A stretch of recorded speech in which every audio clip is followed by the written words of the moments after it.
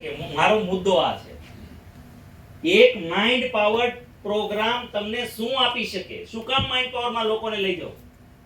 Mind power rough ની અંદર કયો રૂબી છુપાયેલો છે ઘનશ્યામભાઈ જેવો, એ કોઈને ખબર નથી. કયો ડાયમંડ છે કોઈને ખબર નથી. સમજાય છે? એટલે આ આપણે તમે જો મૂળ વાતોને લીડર સમજી જાવ ને તો તમે એમ કહો છો ને કે આટલી સંખ્યા, અરે બેસવાની જગ્યા જ ન મળે. પણ તમે 50 ભેગા કરો ને, 50 એ 50 ન આવે કાઈ નહીં, પણ એક ઘનશ્યામ કાથરોટિયા નીકળી જાય તો કેટલાની જિંદગી બદલાઈ જાય.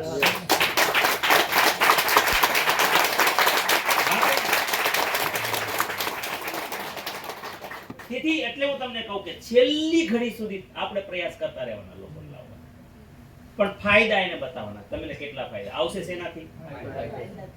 ફાયદાથી. પહેલી થીમ શીખી જાઓ, ફાયદાથી. ફાયદા ફાયદા ફાયદા ફાયદા. અને જો ભાઈ થોડીક મહેનત કરવી જોઈએ. લીડરશિપ શું મહેનત કરવી જોઈએ કે તમે એટલું તો શીખવું જોઈએ. તમે રોજ સમાજમાં જાઓ છો તો કોમન તકલીફો તમારે નોટ કરવી જોઈએ કે દરેક ઘરની કોમન પ્રોબ્લેમ શું છે. એક ભૌતિક, કઈ ભૌતિક એટલે કે એના ઘરમાં તકલીફો, આર્થિક તકલીફ કેવડી છે, તેની જરૂરિયાતો શું છે, તમને વાત વાતમાં કઢાવતા આવડવું જોઈએ. સામેવાળાની સૌથી પહેલી ભૌતિક જરૂરિયાતો જાણી લો, આટલું શીખો.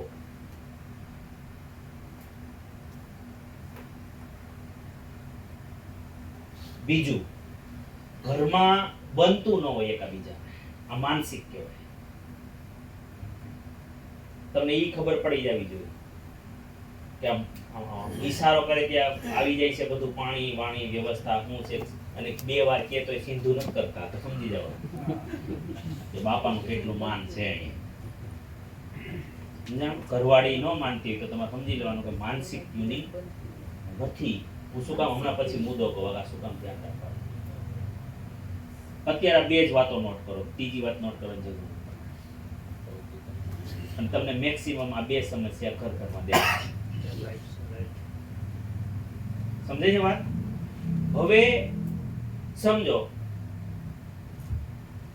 કે દિલસુખભાઈ ઠુમર છે, ભલે અવણ છે, પણ ઈ માણસ સમજો કોઈ હાલી ન હકતો એવા લઈ આવે ને કેમ્પમાં, આમ માંડ માંડ આવ્યા હોય અને એને ઈ વેવણું ફેરવી અને ઈ જે કઈ વિધિ કરે અને માણસને ઊભો કરી દે, 5 મિનિટમાં હાલવા માંડે, એ માણસ કેવો ખુશ થાય? એ ભગવાન માને કે નહીં? એમ હું તમને જે ત્યારે મુદ્દા કહું છું, જો મુદ્દા સામેવાળાને કહેતા, દિલના ટચ કરતા તમને આવડી ગયા કે માઇન્ડ પાવર પ્રોગ્રામમાં આવવાથી આવી તકલીફો લોકોની દૂર. એમ નહીં કહેવાનું તમે આ તકલીફમાં છો, પણ આવી તકલીફો લોકોની એટલી સરળતાથી હલ થઈ છે.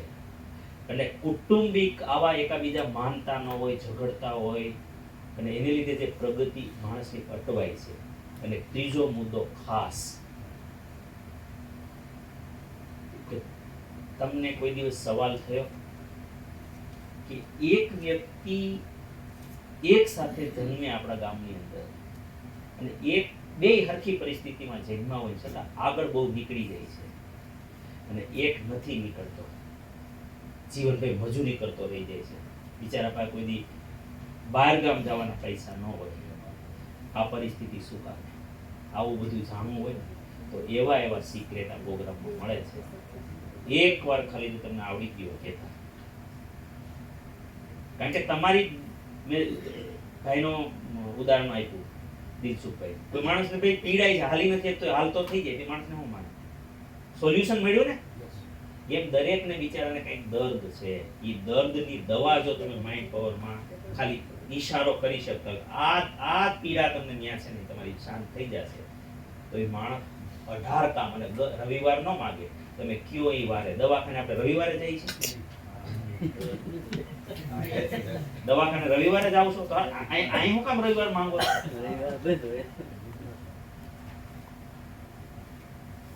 આરસીએમ માં જવું હોય તો રવિવાર, માઇન્ડ પાવરમાં જાવ તો રવિવાર.